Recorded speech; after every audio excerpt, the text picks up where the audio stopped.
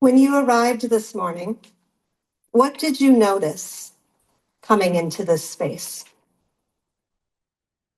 For those here in person, you entered an historic building. Same block as we lived before, but just a bit closer to the St. Croix River and right on the main drag. The double doors and lobby welcoming you not to a concert, a show, or nightlife. Instead, you grabbed a songbook, a name tag, printouts of the flow and details of a Sunday service, a worship service, a time to consider things of worth. For those gathered online, the sights and sounds are not that much different, but the lighting, the angles, the background, scenes to get used to. Familiar elements for many, but not necessarily all. Familiar people for many, but not necessarily all. There are decades of history in this particular building, but we are not yet part of that history. Scoof is just now being written in. What kind of dirt can we make? For all but a few out of the 168 hours in a week, this is Pepper's Library Lounge. But when we are here, this space becomes transformed by our presence, by our intentions, by our attending to who we are, whose we are, and why we are here. A people open to questions, seekers of solace or connection, people willing, longing to be transformed in the ways that engaging in the practices, depth, creativity, humor, mistakes, realness of our lives. That is the place that this community invites us, encourages us, supports us into being.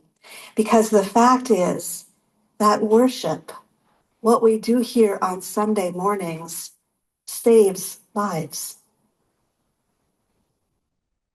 As my colleague, the Reverend Erica Hewitt, describes it, worship is a wellspring of hope, a container for grief, and a laboratory for meaning making. That's what we do here on Sunday mornings, whether we are in a former funeral home or in a lounge. That's what we do here on Sunday mornings during our Sunday morning service. And the liturgy that we offer, that outline of elements on that piece of paper in your order of service, is designed with great care to make the invisible visible, to use symbols that are familiar to our fellowship and that are rooted in Unitarian Universalist history and tradition, to hold the personal and the collective in dynamic tension, to encourage generosity and abundance of spirit. And now, right now, what is already here? And what can we bring our attention to that helps this space become a place where we too can be transformed? Not just us transforming the space to meet us, but us transforming ourselves to meet each other and to meet what is out there.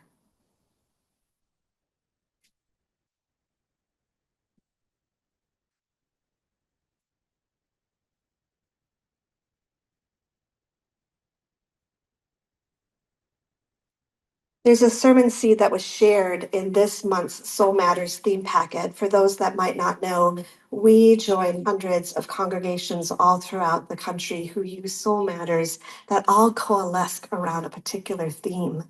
This theme, which you'll always see at the top of your order of service, is paying attention. And there was this sermon seed that posited the idea that attention is an act of reverence.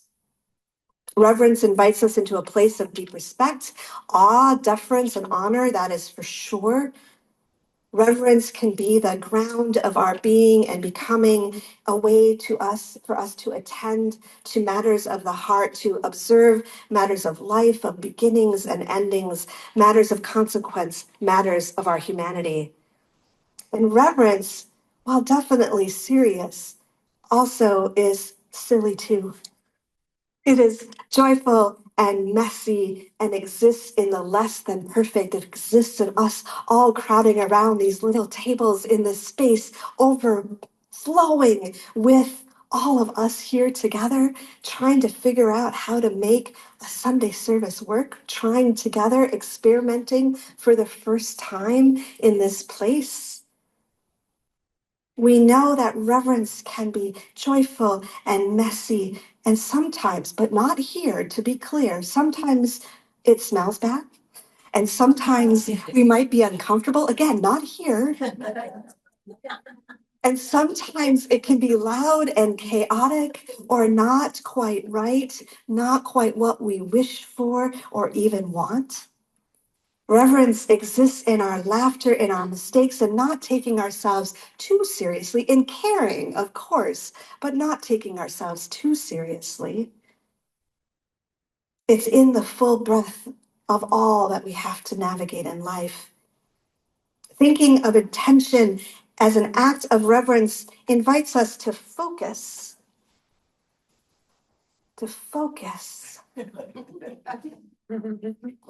Does this remind you of those old-fashioned like viewfinder cameras, right? Right? And you have to look through that little window, right? You have to look through that little window. I think I see a little. You look through that little window, focusing on just what is in your line of sight. And everything else around needs to fade away, needs to kind of dissolve, gray out.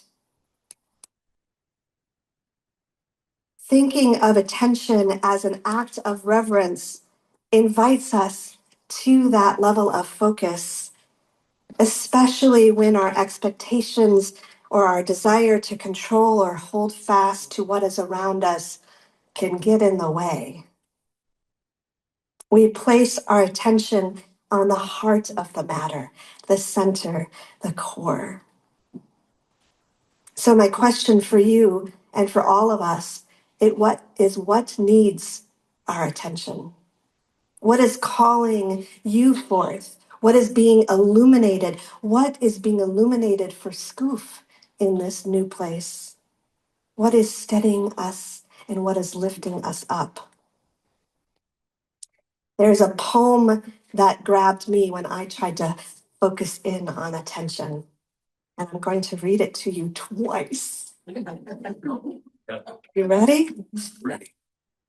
In the middle of the road, there was a stone. There was a stone in the middle of the road. There was a stone. In the middle of the road, there was a stone. Never should I forget this event in the life of my fatigued retinas. Never should I forget that in the middle of the road, there was a stone. There was a stone in the middle of the road. In the middle of the road, there was a stone. In the middle of the road, there was a stone. There was a stone in the middle of the road. There was a stone in the middle of the road. There was a stone. Never should I forget this event in the life of my fatigued retinas. Never should I forget that in the middle of the road, there was a stone. There was a stone in the middle of the road. In the middle of the road, there was a stone.